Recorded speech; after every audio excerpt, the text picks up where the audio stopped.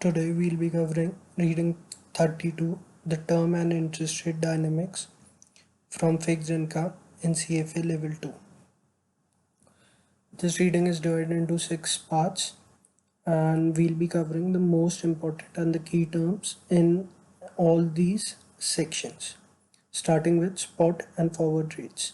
The key terms here to know are: what is a spot rate, what is the discount factor, what is the discount function, and how does a discount function sets a relationship between discount factor and spot rate.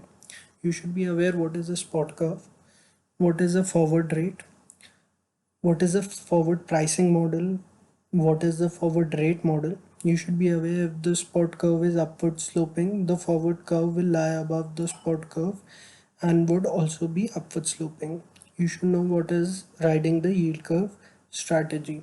Moving on, in the third section, the key terms are: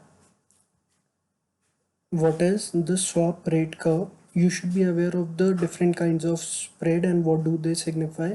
The four different spreads are the swap spread, the zero spread, the TED spread, and the LIBOR OI spread. You should be aware what they signify. That is really important over here. Moving on to section 4, which covers the traditional theories of the term structure of interest rates. Over here you should be aware of the four theories, which are the expectations theory, the liquidity preference theory, segmented markets theory, and the preferred habitat theory. And in the expectations theory, there are two subsections, which is about the unbiased expectations theory and the local expectations theory.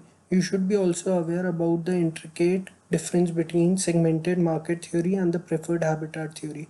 Moving on, in section 5, which is the modern term structure models, there are two models, which is the equilibrium term structure models and the arbitrage free models. Under equilibrium term structure model, there are two sections, which is about the CIR model and the Weizsäck model. And in arbitrage free model, CFA level 2 covers only the Holy model.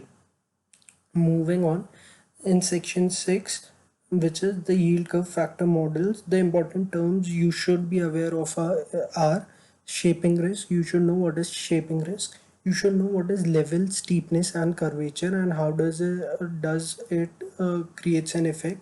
You should also know how to analyze standard deviation if you are given monthly standard deviation, and you should be aware about effective and key rate duration. So these were the most important terms that were in reading 32, and there is high probability that there would be a question from these terms in the exam. Thank you.